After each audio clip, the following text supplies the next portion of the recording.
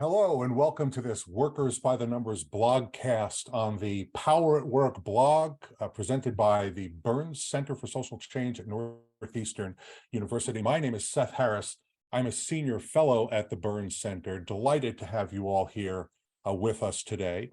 Today, we're going to be discussing the union members report for 2022 that was released just a few minutes ago by the Bureau of Labor Statistics. We're going to talk about what the numbers mean about, or what they tell us about worker organizing, what it means for workers, what it means for the labor movement, and what it means for worker power in America. As is our practice on the Power at Work blog, we bring along the very best experts to talk about these issues, and we have two terrific guests today. Let me start by introducing Sara Nelson, the president of the Association of Flight Attendants, and absolutely one of the most important spokespeople for organized labor and for workers in the United States, as well as for progressive activism around the country. Sara, terrific to have you here. Thank you so much, Seth. I'm so grateful that you invited me to join you today. Great, thanks. And our other guest is my friend, Professor Kate Bronfenbrenner, one of the most important scholars, researchers of worker organizing in the United States. She's director of labor education and research and a senior lecturer at my alma mater, Cornell University's School of Industrial and Labor Relations. Kate, terrific to see you as well. It's great to be here, and I'm very excited about this discussion. Great. Well, BLS, as I said, BLS released the results of its 2022 union members survey just 30 minutes or so ago. Here are the headline numbers. The number of union members in our country increased from 14 million to about 14.3 million. It was about a 273,000 worker increase. That's a 1.9% increase in union membership in the country. The union density rate, which is the percentage of employees who are union members, decreased from 10.3% to 10.1%. The reason that union membership rose and union density fell is that the number of employed workers, wage and salary workers in the United States, increased by 5.3 million or 3.9%, and the growth in union membership didn't keep up with the growth in employment. In the private sector, the union density rate decreased slightly from 6.1 to 6.0%. There are 193,000 more union members in the private sector.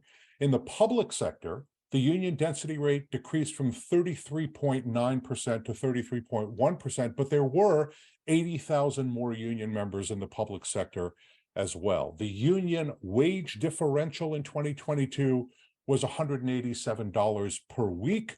That's a slightly lower percentage than in 2021, but not much. This is a sort of a correction error.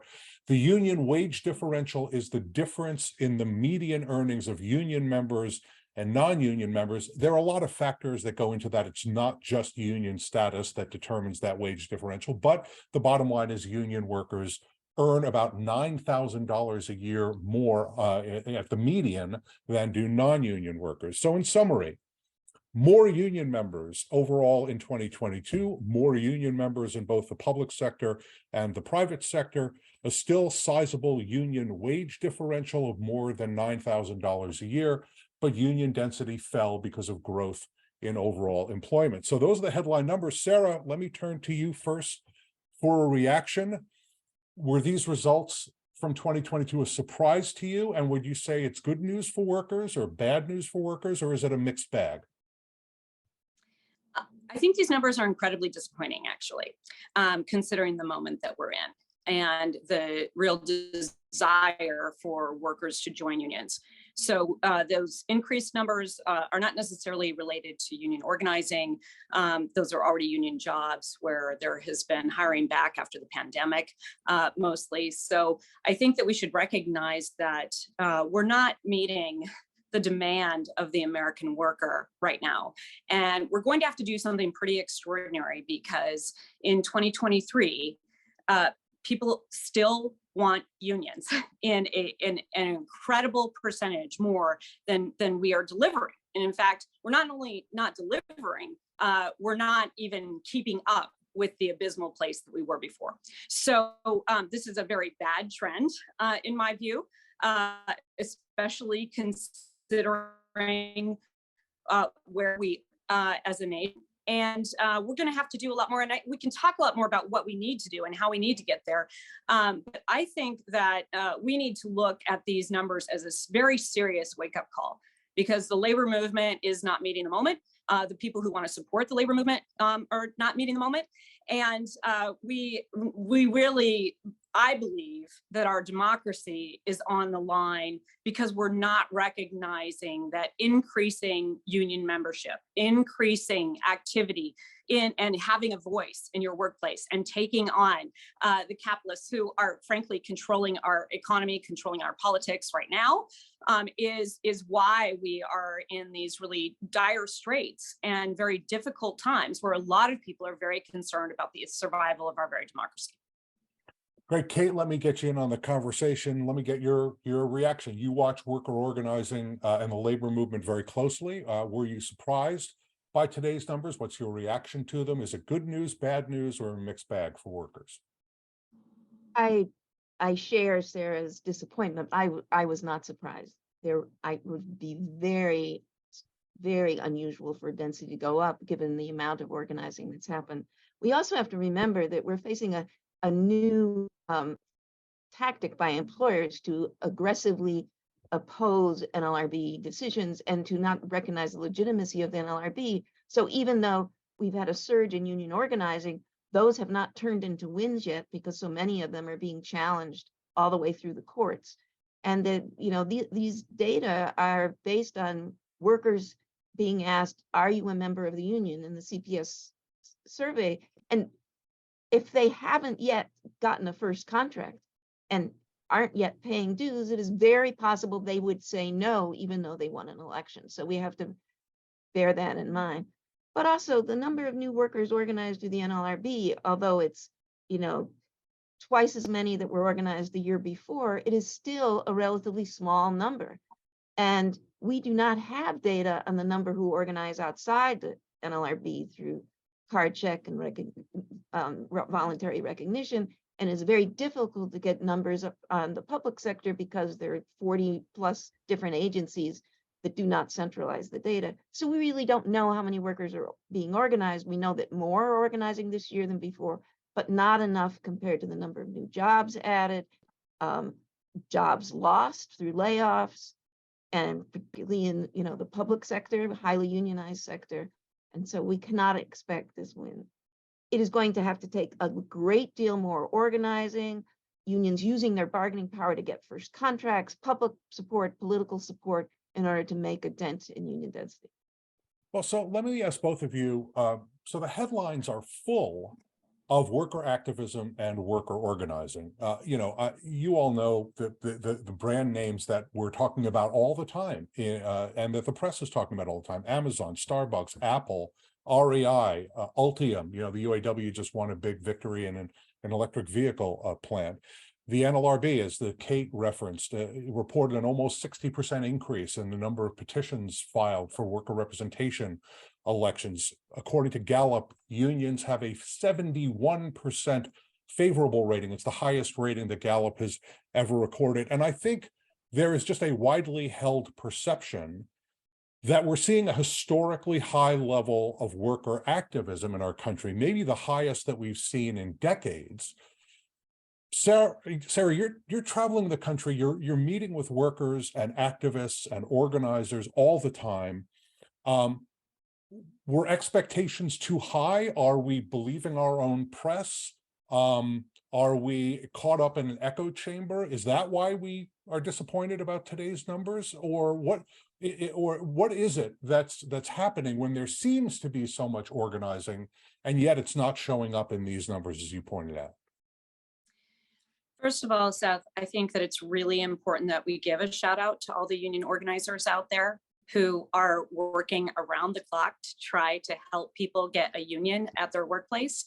I want to give a lot of credit to I'm going to get a little emotional here, but the Starbucks baristas who've given us a full year of inspiration and excitement and discussion about workers being able to win under the worst possible circumstances. But as Kate pointed out, that hasn't yet resulted in a first contract. That hasn't resulted in feeling the benefits of the union. So when I look at that 71% favorability, people are hurting. They've been hurting for a long time. They were hurting before the pandemic. There's incredible growing inequality in our country. And people have been told, vote, it will change it. We see our politics almost more divided than we've ever seen before. We don't necessarily see a lot of results, although let's be clear, the Biden administration has gotten the most results that any administration has gotten in decades. But this isn't yet translating to a change in the experience for people, for real people on the front lines and at the kitchen table. And so the next generation is saying, no one has laid down a golden path for me. And in fact, even if I try to better my life myself and take out a bunch of student loans and try to get an education, I'm going to be drowning in debt for the rest of my life rather than making my life better. And so people are saying, they're looking around and they're looking for answers and they're looking for a way to change things. And they know that collective action is going to make a difference. And these workers that don't even necessarily know how unions work, they really need Unions 101. But they've heard, and I would say, I want to give a lot of credit to the president on this, they've heard union over and over again from the most powerful podium in the country. And they've heard from that podium that it is the government's job to promote union organizing even. And so people know that there is a solution here. They know that joining a union is the way to do it. But now we have to see, what are we doing where the unions already exist? How are we investing in supporting those union organizers, turning out more union organizers, fighting the fact that the companies are doing everything they can to slow down the process? I call it the 4 Ds of union busting: divide, delay, distract, and demoralize. And so they're hoping, Howard Schultz, for example, who has fired people illegally, who has closed stores where there's been organizing, who's tried to slow all of this down, are hoping very much that people will go to the place of demoralization and stop this uprising of an effort by the people of this country to get the fair share of the wealth that we're creating and to have the good life that was promised for putting in that time on the job.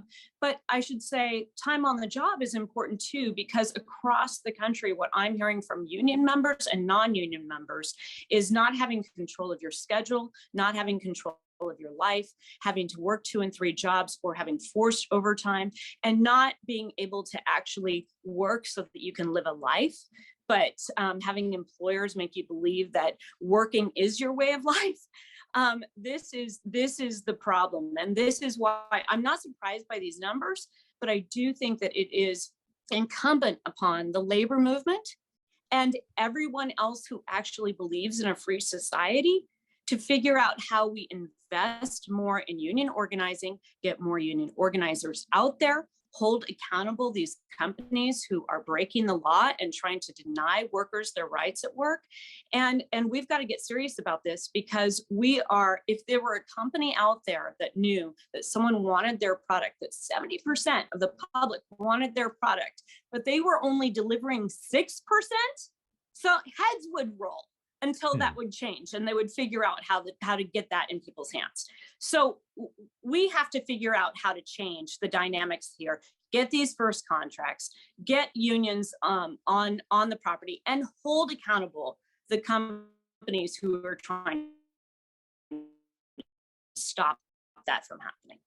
Right. Kate, I want to pick up on a couple of Sarah's points. Let me just say, I guess I'm less disappointed than both of you, or at least I had lower expectations going in. I wrote a post for the Power at Work blog, sort of previewing these numbers. And I said, admitting that the goal I was setting lacked ambition and was not sustainable over the long term, I said any growth would be a good thing. And we saw growth in union membership numbers here. And the reason I said that is there's been no growth. In fact, there's been shrinkage since 2017. So maybe this is a first step in the right direction. And both of you point out that, what BLS does is they survey workers and they ask them, are you a union member? And Kate's point is an important one. It's possible that workers who have been organized into a union, but like the workers at JFK 8 Amazon warehouse in Staten Island who haven't been able to sit down with their employer and negotiate a deal because the employer refuses to come to the table, or all those Starbucks workers, thousands of Starbucks baristas and other workers who have organized a union, have been certified, and yet they still are not able to bargain because the employer is illegally surface bargaining, and in addition to firing workers, as Sara pointed out. So there's some question about where the numbers are, but to me, growth is growth. Let's, at least we're headed sort of in the right direction. But let me ask you, Kate, because you're deep inside not just the numbers, but also inside the policy here. Is this the best we can expect until the law changes? Is it simply too hard in America to organize a union? So expecting workers to take on a gigantic fight when the law is stacked against them and allows employers to engage in all kinds of behavior designed to either bust an organizing drive or avoid unions in the first place. Is this just sort of what my lack of ambition is as optimistic as we can be? There's no question that in the US, it is extremely difficult to organize. Workers literally have to jump through hoops of fire in order to organize. And and then again, to bargain a contract. My research has shown the majority of employers continue to threaten, coerce, intimidate, surveil, and fire workers when they try to organize, and yet even close down the workplace to avoid unionization. I do not think, though, that we should assume that labor law reform is the only way that we're ever going to move forward, because I think it's actually the opposite. They have the power to get labor law reform. There are not enough workers organized. There's not enough activity happening. You don't get growth because law change. You get the law changed if you have the growth and the power of the labor movement. So one of the failures of the labor movement has been this consistent thing. Well, it's too hard to organize. Let's wait for labor law reform, which is putting the cart before the horse. Unions have to get out there and organizing, no matter how hard it is. And I share with Sara the deep respect for the organizers that are out there day in and day out, but even greater for the workers who are taking the risk, because That's right. We need to remember that when you survey workers about whether they would vote for a union today if they had the opportunity, close to 50% say yes, and that number keeps increasing. And it is especially high among young workers. Young workers are very discouraged about what's happening in the economy. They face debt. They look at the world and go, it may not be around in a couple of years. I want my employer to do something about that. I want to have power to do something about that. They're worried about race discrimination. They're worried about opportunities for women's access to health care and abortion. And they're worried about immigrant rights. And so they are pushing employers in new directions, and they see unions as the best way to do that. But unions still aren't getting out there enough and focusing on the issues these young workers care about. They're not putting enough resources into organizing. As much as they'd say we're spending all we can, politics continues to be the priority, and right now the priority needs to be organizing before politics. We need to remember right now that perhaps the biggest block to organizing is not the legislation, but our judiciary. We are living at a time where the third branch of government, the judicial branch, has way too much power. This three-legged stool is tilted, and regardless of what unions do, the courts are now overturning precedents in terms of union rights to organize and strike and bargain, and that we really, if workers put too much faith in the law as the solution, they're going to run in the situation we have now, where employers are just saying, we don't care what the NLRB says. We don't care that you won. We're going to take it all the way to the Supreme Court. And we all wonder just how the Supreme Court would rule. my data also show that, despite years of evidence and great examples from many unions, including Sara's, about the best ways to organize, the majority of unions are still having a very legal focused campaign strategy. They aren't using their power in the workplace, in the community, both locally, nationally, and internationally, to leverage the employer to see that the cost of not recognizing the union and not settling a contract is greater than it is to settle. And that's what unions have to do in this kind of economy, with this kind of opposition. Unions have to be creative, effective, and courageous in terms of the strategies they use to take on employers. Well, I want to, such an important shout out to the workers who are organizing, Kate, and I want to give all respect to the worker organizers, but I also want to go inside the decision of workers who are in the context of a worker organizing campaign. Sara, you're a rank and file flight attendant, right? You're a flight attendant at United Airlines. So I want you to help us to understand a little bit about the experience for a flight attendant. Let's say at Delta Airlines, AFA right now with the machinists and with the Teamsters are organizing at Delta Airlines. I think this is your fourth effort to try to organize the last non-union airline among the big four carriers, putting aside the pilots. Help us to understand the thinking of a frontline flight attendant or a frontline worker in any workplace when they are presented with a union organizing drive. Let's take out the folks who are the activists who are committed and they're on the member organizing committee, but just a worker who's in an organizing context. What decisions do they have to make? What thinking do they have to go through? What are the difficult questions they have to answer for themselves before they decide whether to sign that card or how they're going to vote when the election is held?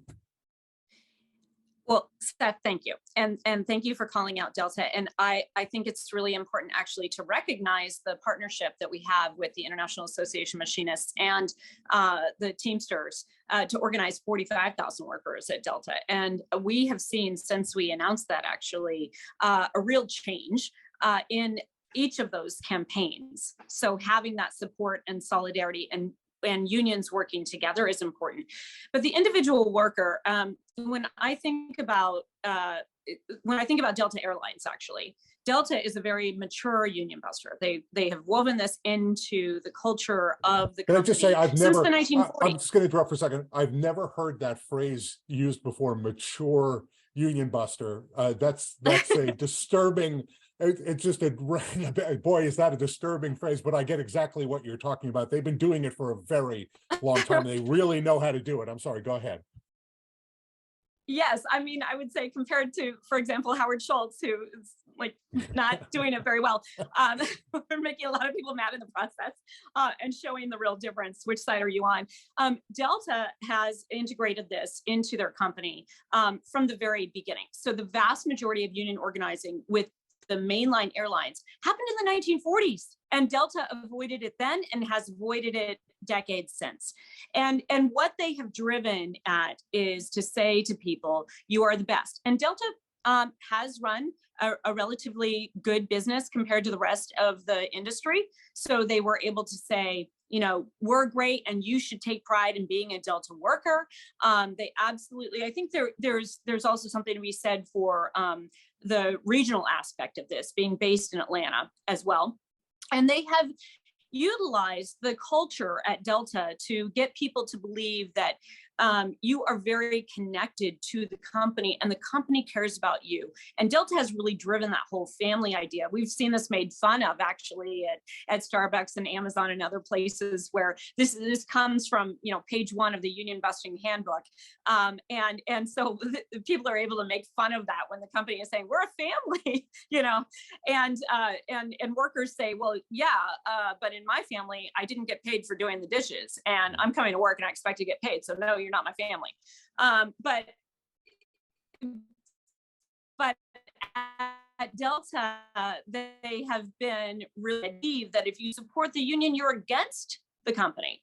And a lot of people identify the work that they do in the profession with that company. And so if you go to a party, a holiday party, you're meeting people for the first time, most often the question is, what do you do? People identify with what they do. They take tremendous pride in what they do. And Delta has taken incredible advantage of that. So have many other companies. But they've led people to believe in the workplace that they're going against the company. So frankly, the very first thing when people decide to sign that card and then decide to become a public supporter of the campaign is they are trying to get over that hurdle of being looked at as though they are against the company. They are taking odds with people that they're going to work with. That is actually the hardest thing for those workers in that workplace, is to take on the idea that they are trying to tear something down that everyone else is trying to lift up, which in fact is the exact opposite of what's happening. It's the union members who stick around at these companies. It's usually the union members who are making sure that the jobs stay at these companies, that they're not outsourced, that they're not contracted out, that the company is reinvesting in the infrastructure. Look at Southwest Airlines. The Southwest is highly unionized. Southwest had this major meltdown over the holidays. What did we see? We saw that their unions have been calling out for years the fact that Southwest has not invested in a scheduling program that can actually keep up with the times. So it's usually the unions that are looking out for the long-term success of the companies. And this has been turned on its head in places where there is mature union busting going on. And that is typically the hardest thing that workers have to confront. They also have to confront the idea that if you're going against the company, in most cases, that means if I'm getting a call from my supervisor at home, that means I'm in trouble. They're checking in with me. So I see you're wearing that union pin. What's that about? So they have to overcome that fear in the workplace and what might happen to them. What we hear is that when we launched this campaign the last time, I had a reach out from a flight attendant who had been working just about 10 years at Delta, and she had never been supportive of the union.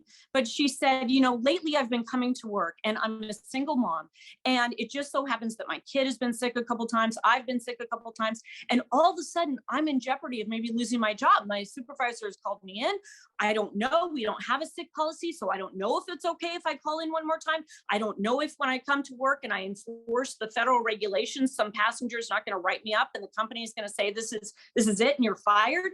And I've been going to work fearful. And here I saw you on social media walking through the terminals, joyful about talking about the union. And she said, I realized that's what I need. And she signed up. She said, I want to sign a union card and I want to go to a training. She went to one of our organizing trainings the very next week. You know what she said when she came there?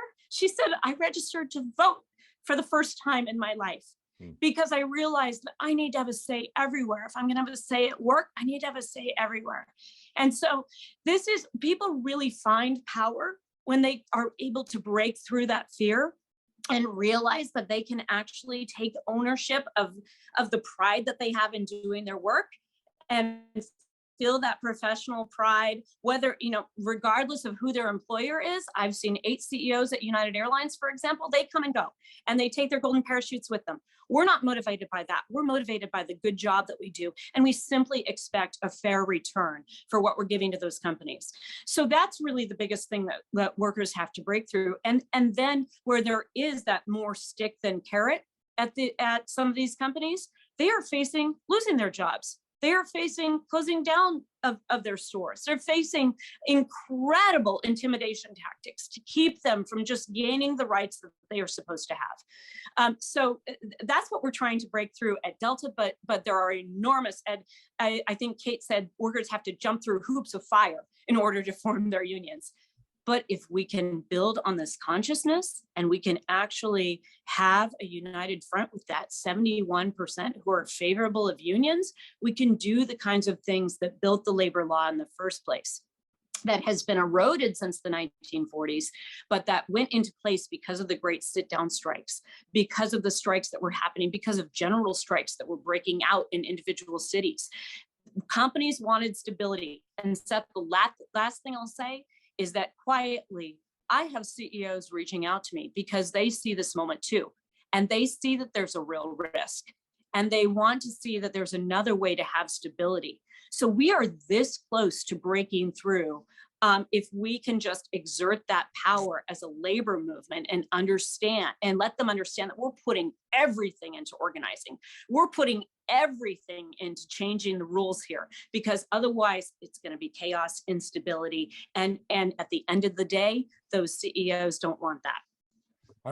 In just a minute, I want to bring up this question of putting everything into organizing, or at least putting more into organizing. But Kate, I want to bring up a topic that I think we should never talk about worker organizing without talking about race, because it's such a critically important issue. And so let me give you a couple of statistics, or at least a couple of points from the union members report. Black workers, particularly Black men, are more likely to be union members than workers overall, or than white workers in particular. And the union wage differential for Black and Latino workers is substantially greater than it is for white workers. Help us to understand the role of unions in addressing or redressing racial disparities in the workplace and in society more generally. What has your experience been, and what has your research shown? Historically, Black workers, Black women, have been workers most likely to vote for unions, and followed by Latinx workers and other workers of color. And this is despite the fact that employers very effectively during campaigns try to play one race against the other, will balance their workforce to make sure that workers of color are not the majority, because if they're the majority, there's more likely to be a union victory. But still, we see that the women of color in particular have been, over the years, have been a growth. However, in the last decade, we've seen a shift in unions to where they're organizing in response to the opposition by employers. They're looking for those industries where there's less opposition, where it's easier to get a first contract, where the public can play a bigger role in pressuring the employer not to act so extreme. And what that means is the workers who are in the worst industries, the workers who have the most aggressive employers, the most, who are what we have now known to think of as, the employers that have to stay in the job no matter what happens, as in during COVID, those workers are seeing less organizing activity, and they are the workers who need it the most. What do they have to gain? We see that in workplaces that are unionized, not only is there significant pay differential, as you mentioned, but that is much greater for workers of that differential is even greater for workers of color, and especially women workers of color, but also access to benefits such as paid leave. Women workers in non-union workplaces, can take the minimum amount of time when they have a baby, as opposed to parental leave rights for all workers, men and women in unionized workplaces. Access to sick leave, access to safety protections, all are much worse in the workplaces where workers of color are concentrated. More than that, unions make a difference in equity, fairness, end of arbitrary and discriminatory supervisor policies. They're more likely to have wage scales, more likely to have benefits that are universally applied. So favoritism and racism, which is very closely tied with favoritism, are no longer the deciding factors. So you see that union workplaces start to even out the wage gaps between men and women, workers of color and whites, and the extreme gap between white men and women of color. But more than that, unions are advocating in the broader community on behalf of workers of color. I mean, this was slow to happen. It should have happened decades ago.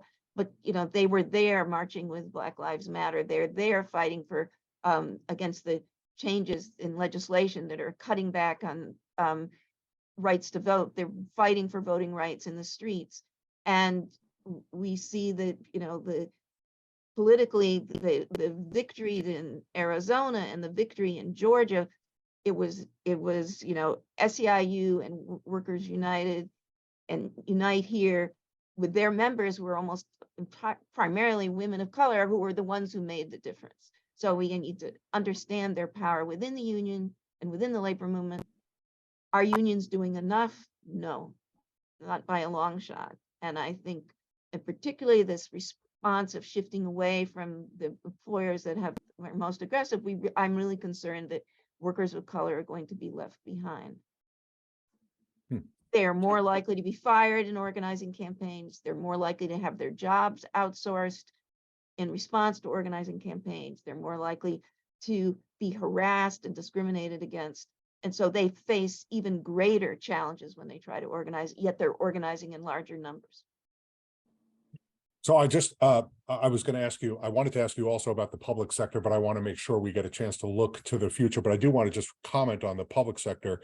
Even though there was a drop in density in the public sector, there was an absolute increase in union membership. And I just want to note the remarkable resilience of public employee unions against an all-out onslaught particularly in Republican governed states, where the rules are unbelievable and sometimes so restrictive that it's almost impossible not just to organize a union, but to keep a union. For example, in Iowa, they require the recertification of a union very frequently. I think it's for each contract, and the contract terms tend to be quite short. So you have to win an election every year, every 2 years, every 3 years in Iowa in order to keep the union you already have. Now that has made those unions much more muscular in their internal organizing and in their organizing in every workplace. But the onslaught has been remarkable, and the public employee unions have held on, and in this report they grew a little bit. So I didn't want to let that go without mentioning it, particularly because there is a connection to race in the public sector. For decades and decades and decades, one of the assured pathways into the middle class, once Jim Crow was eliminated and once government was more open about hiring African-American workers particularly, but also Latinx workers, one of the sure pathways into the middle class was through public sector employment. So when you're attacking public employee unions, you're attacking in large part African-American workers and Latinx workers, as well as white workers who are represented by those unions. So let me turn now, looking to the future. Can I just say something, Seth? Sure, please. No, please do. One of the things about public sector organizing is that despite these attacks, public sector workers the voting margins are extremely high. When they do have an election, they tend to have 95% win rates, 95% first contracts. And part of that is because in the public sector, they can elect their employer. And, absolutely outrageous anti-union tactics do not go well with the taxpayers because they don't want their taxes spent on anti-union campaigns. So they have a restraint that doesn't exist in the private sector. But most important, because they're covered by the Constitution, and we need to remember the Constitution stops at the door of a private sector workplace. Right. But it's public sector workers have freedom of speech and access rights that private sector workers don't have, which make organizing more possible. Part of the reason for the onslaught that we've seen against the public sector is because not only they organize in large numbers, but they use their political power and very effectively. And the effort of the Republicans is to literally, stop the growth, not just the growth of the public sector, but destroy the power and cut back on the financial resources. And that's why we saw what happened in Wisconsin, and that's what we saw what happened in Indiana, where unions literally lost collective bargaining rights. Right. But we need to remember that in states in the South where public sector workers don't have any collective bargaining rights, workers are still organizing, they're still winning contracts. Shout out to, AFT, NEA, SEIU, CWA, who've been out there organizing in the South with big wins for public sector workers. And all those teachers who are striking, even though they don't have collective bargaining rights, are not protected by the law in the public sector. That's truly heroic, and the unions are doing a great job there. They are indeed. So, Sara, let's turn to the future. The AFL-CIO's affiliates imposed an additional tax on themselves to fund a new organizing initiative at the AFL-CIO. It'll be several $1 million worth of additional money focused on organizing, and the effort hasn't started yet. I believe it's going to kick off fairly soon if it hasn't kicked off already. Are you optimistic that this new initiative by the AFL is going to help to change the trajectory? And let me open it up, since we're sort of coming to the end of our time. even though you were disappointed about this report, are you generally optimistic about the future for worker organizing and for the labor movement more generally?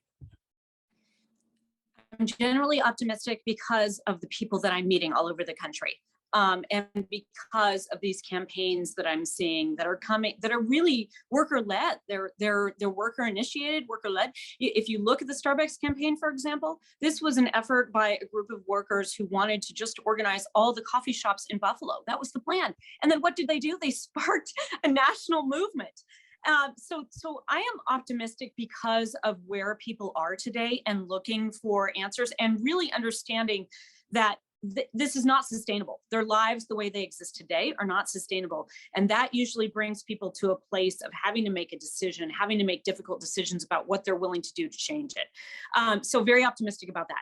In terms of the initiative, the raise on the affiliation dues and the initiative, I mean, it just doesn't go far enough. So we should be looking at how we're spending those dollars today and where are we investing those dollars today?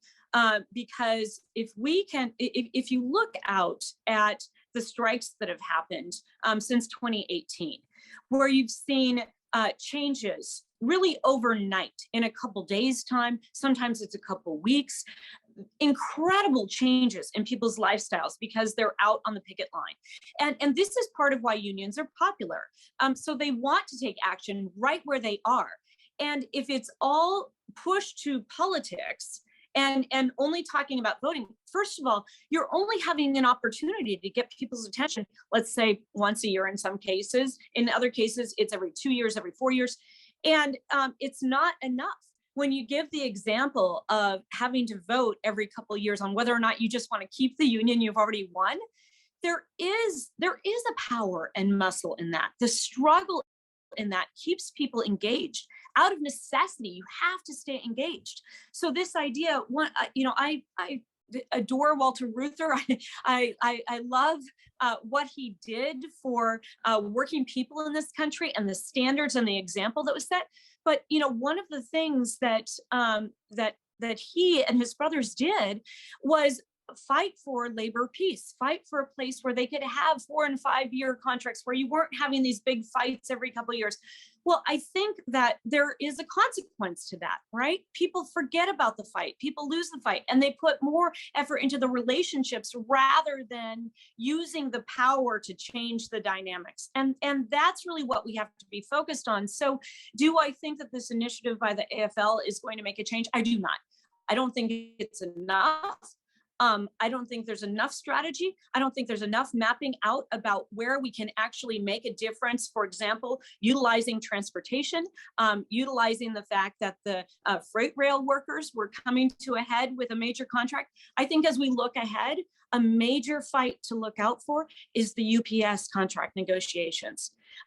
Because this is an intersection between many different industries. And this is an opportunity. We already have leadership talking about this. They're preparing for it for over a year now, preparing to have a strike with what is a company that has basically provided a lot of middle-class jobs, right? I mean, this is where we really have an opportunity to show the country what exercising worker power can look like. And as I'm thinking about this, I'm thinking we got to get our demands clear in all of our bargaining, because under the Railway Labor Act, there's still the ability to have secondary boycotts. How big could this strike get to change the dynamics here in 2023? And that could lead to the changed labor law that Kate was talking about. That's only going to happen when the workers exercise that power. So I think it's really important that we're not just putting, $10 million more into organizing, which is a drop in the bucket and not going to get us there. But how are we strategically thinking about how workers can exercise our power in the places where we already have it, to then give power to more workers to join their unions and shift this entire power dynamic across the country? Well, can I just say, I think we just made a little bit of news around the UPS negotiations. I'm gonna let the journalists who are watching this sort out from what you just said, but man, there was a big nugget of news in there, very important. Kate, let me ask you for our last question before I wrap us up, because we're coming up on time with 1.5 minutes to go. So the Bureau of Labor Statistics is always relentless in meeting its deadlines. You and I were talking about that before we started.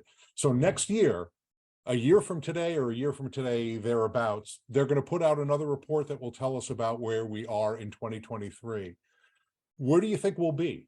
Will union density be up? Will union membership be up? And will you be less disappointed and more optimistic? Well, like Sara, I'm always optimistic, but I'm optimistic because of what workers are doing and the potential out there. There are a lot of variables about what happens next year. What happens in terms of recession, what happens in terms of climate change, war in Ukraine, all of these affect the economy and affect workers and affect employer opposition and union density. But a lot of it's within the hands of unions. Do they more aggressively take on capital?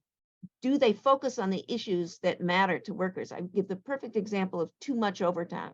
Workers are tired of working too hard. They feel like they don't have time for their families. They don't have time to take care of their health. And COVID brought that to a head. Unions have not made that a priority.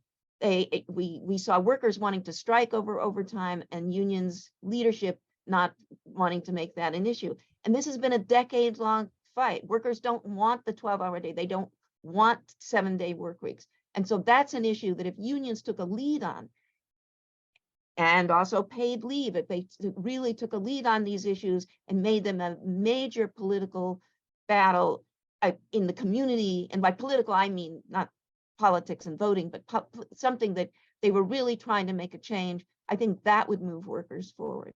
I think dealing with issues of women's rights, women's health, racial discrimination, these are all the things that can move things forward. But unions are cautious on these issues. And this is that we don't have time for caution. Union density is too low for us to have time for caution. And I think if they take on these issues and tackle them and organize around them broadly, I think then we will see growth. If they try to stay the course and do things cautiously, we will end up maybe even worse off next year than we are right now. Kate and Sara, I didn't even get to half the stuff in my notes because this is such a fantastic conversation. I wanted to get out of the way and let you tell us what you had to say, and it was worth every minute, and I really appreciate it. Thanks to Sara Nelson and Kate Bronfenbrenner for joining us on the Power at Work Workers by the Numbers blogcast. Thanks to all of you for watching and for joining us regularly here on the Power at Work blogcast. We welcome you back. We'll continue with these blogcasts as long as there's interesting things to talk about, respecting workers and worker power and worker organizing. Subscribe so we can stay in touch with you. Subscribe right here on the blog.